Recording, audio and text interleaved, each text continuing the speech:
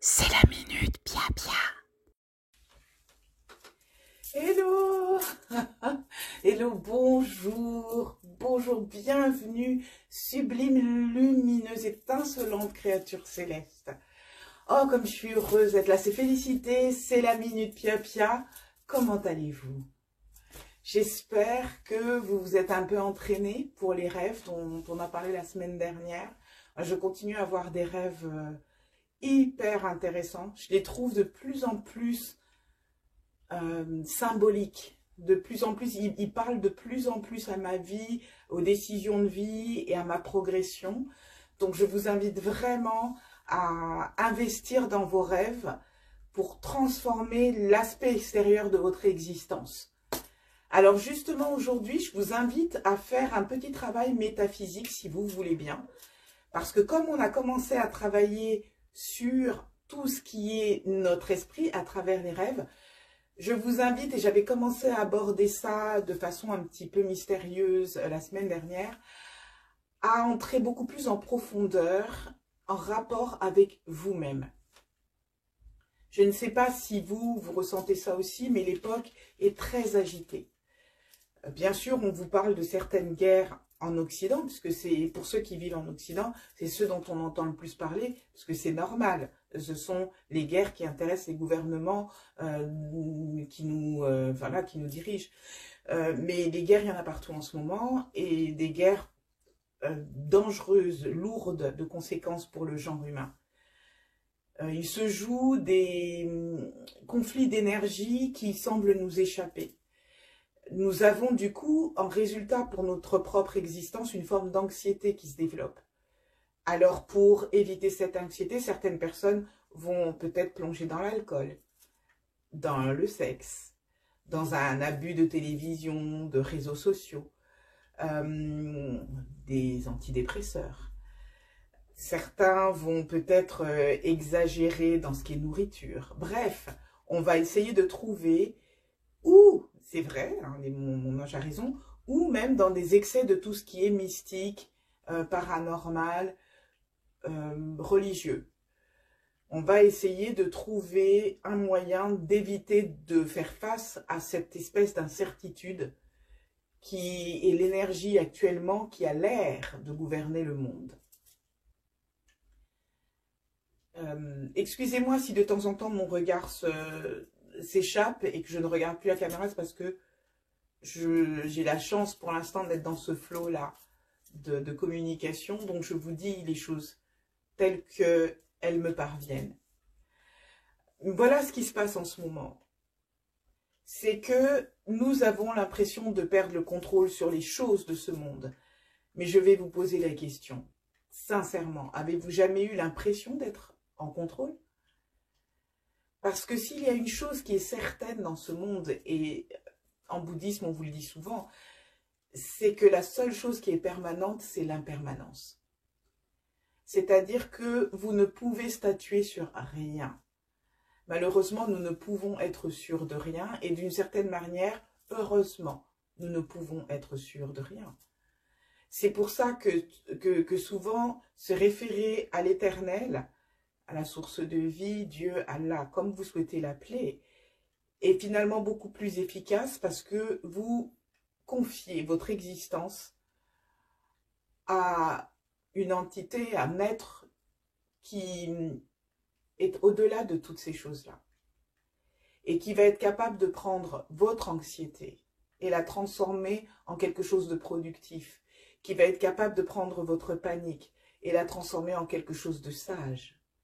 Parce que qu'est-ce que ça veut dire être anxieux? Ça veut dire être conscient que justement les choses nous échappent et qu'elles risquent d'avoir des conséquences funestes pour nous. Parce que si elles nous échappaient, mais qu'on se disait c'est que des bonnes choses qui arrivent, on ne serait pas anxieux. On est anxieux parce qu'elles nous échappent et on se dit c'est pas une bonne chose.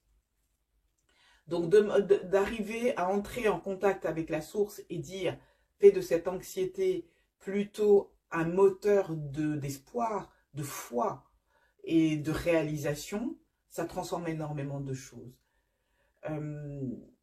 D'avoir des crises de panique, ce qui veut dire, la crise de panique, c'est qu'on se sent débordé, c'est qu'on se dit, je dois faire ci, ça, ça, ça, ça, et en même temps on ne se sent plus capable d'assumer tout ce qu'on pense devoir faire, à ce moment-là, la source peut intervenir pour juste vous apprendre à faire chaque chose en son temps, mais surtout en conscience. Alors pourquoi je parle de ça? C'est parce que cet état de conscience est celui qui va vous transformer complètement. Quand vous faites les choses en conscience, quand quelque chose vous fait peur, ou quand quelque chose vous paraît insurmontable, ou quand quelque chose simplement vous donne l'impression de vous échapper, la meilleure réaction, c'est de vous rappeler à chaque fois que quoi que vous fassiez, la vie continue. C'est bête à dire, ça paraît tout idiot, mais imaginez ça. Je panique pour tel truc. On m'a donné peut-être un dossier à rendre, quelque chose à faire, à remplir. Je vais dire 2 semaines. Ça fait 1 semaine que je fous rien. Je sais que j'ai ce truc-là à faire, il n'y a rien à faire, je n'y arrive pas. Je bloque. Et en plus, je panique parce que je suis consciente que je bloque et je m'en veux et je culpabilise parce que je bloque et le dossier n'avance pas. Oui, mais c'est mon dossier qui n'avance pas. La vie, elle continue. Donc, si je reste l'esprit bloqué sur ce que je ne fais pas, j'empêche complètement la vie de circuler normalement dans tous les autres domaines de mon existence. Être présent et être en conscience, c'est se dire, ok, là, ça bloque chez moi. Qu'est-ce qui ne bloque pas? Qu'est-ce que je peux faire d'autre? Et de laisser ça. Je donne un autre exemple que vous allez comprendre. Quelqu'un vous doit quelque chose. Et vous avez besoin de ce quelque chose pour pouvoir passer à une étape suivante. 1 semaine, 2 semaines, 3 semaines, 4 semaines, 1 mois. Toujours pas. Vous appelez, vous laissez des messages, personne. La personne ne vous répond pas, ne vous rappelle pas, renvoie pas de mail. Vous commencez à vous... D'abord, la première truc, elle réflexe, la colère, se fout de moi, machin. En même temps, vous vous dites que si j'exagère trop, elle va me bloquer, et là, ça va être foutu, j'ai vraiment besoin de ce truc. Ben, bref, ça gamberge. Vous vous couchez le soir, vous pensez à ça. Vous vous levez le matin, vous pensez à ça. Comme vous avez vu la minute pia-pia, vous vous mettez devant votre hôtel de prière, vous commencez à prier, vous faites des trucs, vous faites appeler le truc, vous faites des nettoyages, rien à faire. L'autre, elle bouge pas, cette personne. Vous commencez à vous dire, mais c'est pas possible. Au-delà de la colère, il y a la tristesse qui vient parce que vous êtes bloqué, vous aviez besoin de cette chose-là pour faire quelque chose. Ouais, mais pendant ce temps-là, la vie continue. Vous restez bloqué sur cette situation alors qu'il y a des tas d'autres choses de votre vie qui se passent. Et vous n'êtes même plus conscient de ces choses-là tellement vous êtes bloqué sur ça.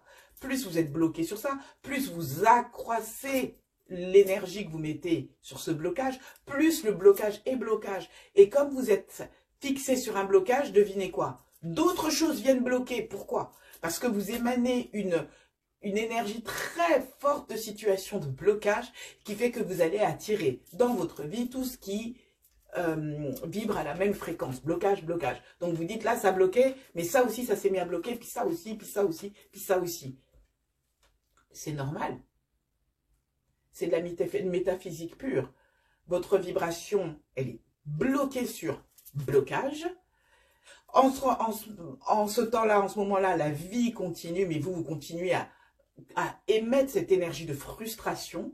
Vous attirez d'autres éléments qui vont alimenter la frustration, puisque c'est l'énergie que vous envoyez. Et pendant ce temps-là, la vie continue, mais vous passe complètement au travers, parce qu'au lieu de nous mettre dans le courant de vie, nous nous mettons dans le courant de blocage. Alors, comment on se sort de ça? Parce que c'est ce que vous voulez savoir. Vous me dites, bon, c'est bien gentil tes histoires. Venons-en aux faits, Madame la bavarde. Alors, le fait, c'est ça. Ce que je vous propose, c'est une méthode que j'ai expérimentée, parce que vous sentez bien que dans ce que je vous ai dit, il y a du vécu. Je ne vais pas vous cacher. Et à un moment donné, je suis arrivée à un état d'exaspération tel que je me suis mise devant mon hôtel de prière et j'ai dit, mais il me faut une solution. Je me suis adressée à mon guide, je dis, mais qu'est-ce que vous foutez? J'étais fâchée, j'étais frustrée et j'avoue, je commençais à avoir un petit peu ici. Hein. Il me faut une solution, il faut que quelque chose émerge de tout ça. Je sais que j'ai en moi les moyens de transformer ça. Comment puis-je transformer ça? Et c'était vraiment ça. Et à ce moment-là, ça m'est venu. Parle à ton âme. Alors, j'ai fait la respiration hein, dont on a parlé lorsqu'on parlait de Kundalini. Monter l'énergie, bloquer ici, contracter les sphincters, la faire monter encore plus haut, amener l'énergie ici, quoi. La garder pendant plusieurs secondes et souffler. Faire monter l'énergie depuis le bas de ma colonne vertébrale. Bloquer. Voilà. Alors, les sphincters, j'ai appris que vous n'êtes pas obligé de les contracter tout le temps. Il suffit de faire une contraction, une pousse. Ça renvoie l'énergie là-haut. Et puis, j'ai imaginé mon problème. Souvent, hein, quand on a un truc comme ça, c'est les boyaux. Hein, ça reste coincé dans le ventre. On dit justement, je ne digère pas cette histoire. Et j'ai imaginé qu'il était au niveau de mon ventre et que quand je respirais comme ça, je le faisais monter aussi. Et en fait, j'enlevais toutes les saletés autour de ce problème. J'aspirais les saletés. C'était vraiment ça. Et elle s'en allait là-bas. Et je continuais et elle s'en allait. Et en faisant ça, je commençais à bâiller et tout. Donc, je voyais bien que je dégageais beaucoup de choses. Quand je suis arrivée au niveau où il n'y avait plus de bâillement, il n'y avait plus d'éternuement, il n'y avait plus de réaction, je sentais aussi que ça commençait à vibrer un peu partout. Je me suis adressée à mon âme directement. Et c'est ça que je vous propose de faire. Et j'ai dit, mon âme, ben voilà, c'est moi, c'est Félicité. Cette situation-là, elle commence à m'exaspérer. Je perds patience. Je me rends compte que je suis bloquée sur la situation alors que ce que je veux, moi, c'est finalement c'est la phase d'après qui m'intéresse. Ça, c'est un des intermédiaires. Mais ce qui m'intéresse, c'est pouvoir faire ma chose là-bas. Donc, comment faire pour que cette situation-là ne me bloque pas et ne m'empêche pas de réaliser ce que je veux réaliser? C'est tout ce que j'ai dit. Et j'ai dit, et merci de m'apaiser, merci de prendre en charge ma colère, ma tristesse, ma panique. Merci de faire en sorte que tout ça génère un bienfait pour ma vie. Merci de veiller sur moi, merci de, voyez, j'ai commencé à demander à mon âme de travailler, de faire en sorte de cette journée, et je parle bien juste de la journée, que cette journée soit vécue positivement, magnifiquement, que toutes mes capacités soient mises en valeur et que j'aille me coucher ravie, satisfaite, pleine de gratitude. Voilà ce que j'ai demandé au début. Je suis sortie de cette prière, de cette méditation très calme, très détendue. Et en fait, ce qu'on m'a dit, c'est, écoute, en attendant, vu que cette personne ne t'a pas donné ce que elle doit te donner, parce que j'avais payé pour ce truc-là, essaye de voir si tu ne peux pas trouver quelqu'un d'autre qui te fait le truc que tu vas payer. Tant pis, ça va te faire voilà, payer un peu plus, mais peut-être que finalement, ça va te libérer. C'est juste ça qui m'est venu. Parce que ce que vous faites ensuite, c'est laisser venir l'inspiration. Donc, j'ai fait des recherches sur Internet. J'ai trouvé effectivement quelqu'un qui procure le même service en me disant, bon, bah, le mois prochain, je joindrai cette personne et je vais payer. Quand je prends cette décision, je me sens détendue. Et là, j'envoie un dernier message à l'autre personne, mais un message plus sympa. En lui disant tout simplement, écoute, je n'ai toujours pas reçu ce que tu devais m'envoyer, donc ça serait bien que tu me l'envoies. Éventuellement, s'il y a un souci, tu me dis quel est le souci. Mais j'ai même pas attendu 10 minutes, j'ai eu une réponse. Donc j'ai pris le téléphone, j'ai appelé. Je me suis dit, donc la personne est là. J'ai parlé avec elle et elle me dit, il n'y a pas de souci, je t'envoie le truc dans la semaine. J'ai eu mon truc, ça y est. Donc comme parce que je me suis détachée, vous voyez, du problème, en parlant à mon âme, les choses se sont décantées. Et en fait, l'univers savait ce qu'il faisait parce que quand j'ai reçu ce que j'avais commandé à cette personne, ça ne correspondait pas du tout à ce que je voulais. Donc je pense que je pense que l'Éternel savait que ça n'allait pas correspondre et que j'allais de toute façon devoir faire appel à quelqu'un d'autre. Je pense que j'ai attendu trop longtemps, mais ça, c'est moi. Je remercie mon âme parce qu'elle m'a remis les yeux en face des trous. C'est pas grave, je me suis dit, bon, bah, c'est confirmé, il faut que je fasse appel à quelqu'un d'autre. Mais vous voyez ce que j'ai fait appel à mon âme. À partir de ce jour-là, j'ai commencé à faire ça matin et soir. Consacrer ma journée à Dieu, à l'Éternel, à travers mon âme, m'adresser à mon âme quand j'ai un problème qui me perturbe émotionnellement et vivre ma journée. Le résultat est tellement fort que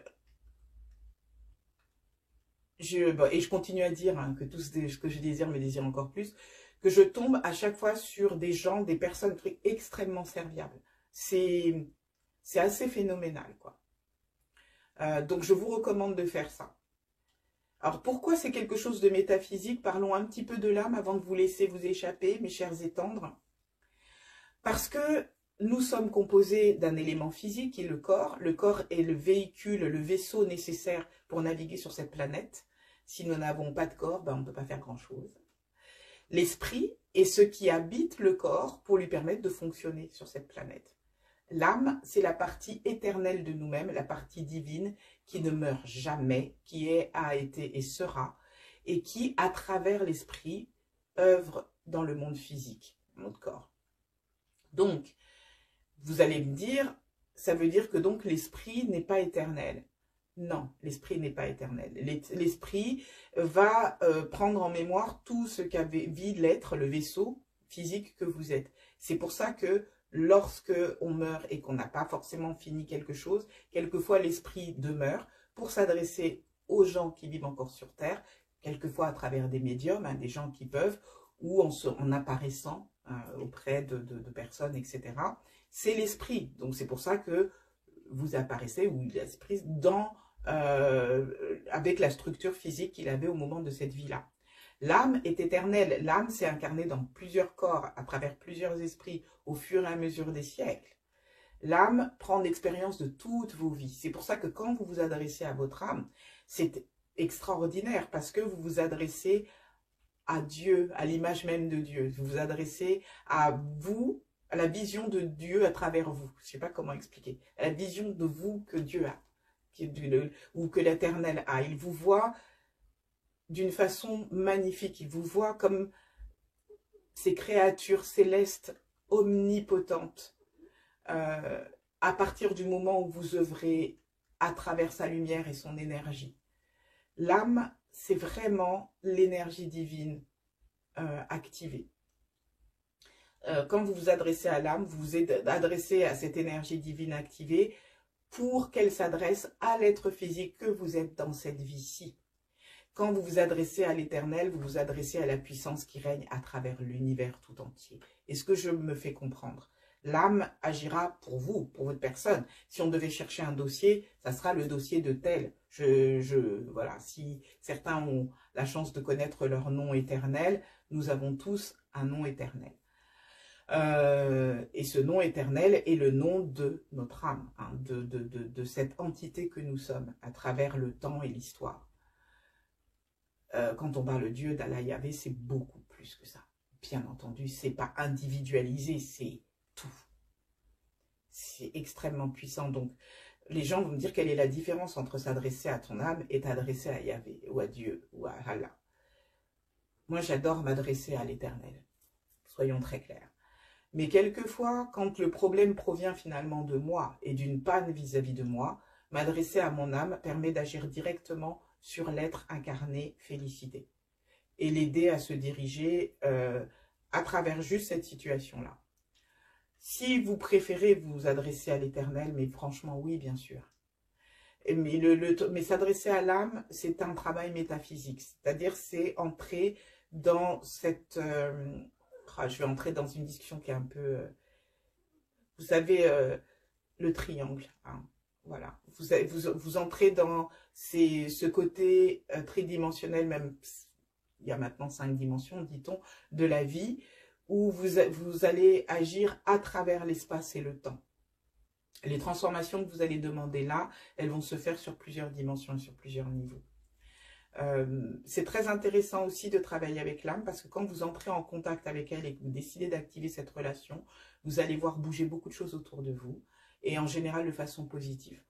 Mais aussi, ça va permettre de vous accepter tel que vous êtes. Une des choses que j'ai découvertes aussi avec mon âme, c'est qu'elle m'a permis de me mettre les yeux un peu en face des trous par rapport à certaines situations et de comprendre que, félicité, comme je vous l'ai déjà dit, hein, je suis j'ai une spécificité neurologique. Les gens disent que c'est l'autisme, moi j'ai une autre vision de ça, mais bon, c'est en tout cas une spécificité neurologique. Et les gens qui ont cette spécificité, on a tendance à l'anxiété beaucoup, Parce qu'on a tendance à s'affoler dès que les choses ne correspondent pas avec nos calculs mentaux, ce qu'on a mis en place, ou les projections, ou les visions qu'on a eues. Et mon âme m'a rappelé ça en me disant, tu n'es pas, tu es quand même, tu auras tendance quand même un petit peu à exagérer les choses par rapport à d'autres personnes. Donc là où tu paniques sur des trucs et que tu t'impatientes, c'est parce que des fois tu veux faire les choses peut-être beaucoup plus vite que la moyenne des gens. Donc il faut comprendre ça, ralentir. Et ça m'a aidé aussi beaucoup. Donc si vous entrez dans un dialogue avec votre âme, une conversation avec votre âme, vous allez voir combien vous allez changer, combien vous allez dégager une lumière différente auprès des gens et combien vous allez vous aussi regarder votre vie différemment. Je finis juste par un petit truc par rapport à la vidéo de la semaine dernière où on avait parlé des rêves et je vous avais parlé de cette façon aussi de se réveiller dans le rêve de la vie. C'est quelque chose qui est formidable aussi et c'est en parlant à mon âme, réveille-moi, voilà, et ça vous permet dans une situation qui est bloquée, une situation où vous avez un gros problème, vous pouvez demander à votre âme, réveille-moi, j'ai besoin de trouver la solution maintenant. Et vous allez la trouver. Bon, écoutez, j'ai essayé d'être le plus succincte possible parce que ça, c'est un sujet, on peut parler des heures dessus.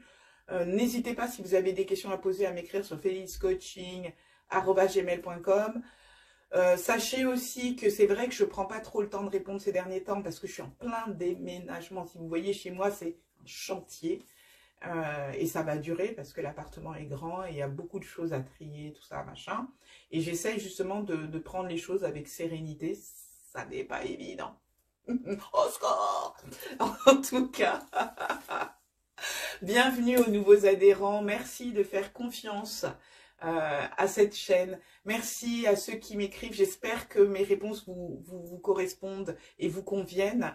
Je sais qu'il y a une personne qui m'avait écrit pour me dire, voilà, je veux me lancer dans telle expérience. Est-ce que c'est une bonne chose ou pas? Je ne peux pas répondre décemment à ces questions-là. Comme je l'ai déjà dit plein de fois, mais je ne suis pas un gourou. Demandez-vous à vous.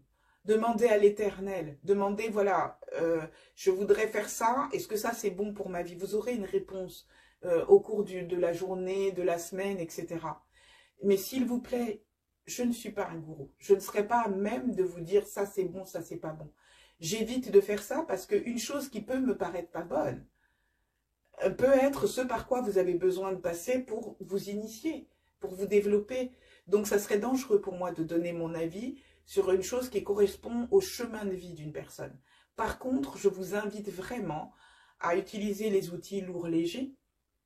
Il y a une vidéo là-dessus, à parler justement à votre âme et à faire ce nettoyage, hein, comme j'avais vu de méthode Sedona, où je vous proposais de dire une phrase, n'importe quoi, je suis la reine du monde, laisser monter l'émotion qui correspond à ça et la chasser, pour que vous arriviez à un état de neutralité tel qu'enfin les énergies puissent circuler et les choses se mettent en place. Donc voilà, j'espère que ça vous a aidé. On se dit à la prochaine fois. Je ne sais pas si je pourrais faire un pia-pia la prochaine fois parce que je pense que je serai vraiment encore plus dans les cartons que maintenant. Donc dans ce cas-là, vraiment, je fais appel à votre indulgence. Je vous souhaite le meilleur. Puissiez-vous, s'il vous plaît, prendre soin de vous. S'il vous plaît, entrez dans la lumière. Allez-y, entrez dans la lumière. Protégez-vous, mais plus que ça, connectez-vous à l'énergie divine et laissez-la, mais vous envahir votre vie, envoyez-la, recevez-la, mais vraiment baignez-vous dans cette énergie, vous allez voir comme c'est magnifique. Et faites la même chose pour ceux que vous aimez. Vous pouvez juste imaginer qu'ils sont devant vous sur une chaise, vous leur renvoyez de l'énergie et vous recevez leur énergie, et vous envoyez de l'énergie et vous recevez, ça marche très très bien. Et pour ceux qui ne vous aiment pas, j'ai une petite recette, c'est vrai que ça fait un moment que je dis que je vais le faire, mais on est en train d'y arriver justement. J'attends qu'on soit suffisamment, comment on va dire ça, énergétiquement relaxé. Oh, quel beau mot. Parce que quand on va faire ce truc-là, vous allez voir qu'on va transformer notre existence, même vis-à-vis des gens qui nous causent des problèmes.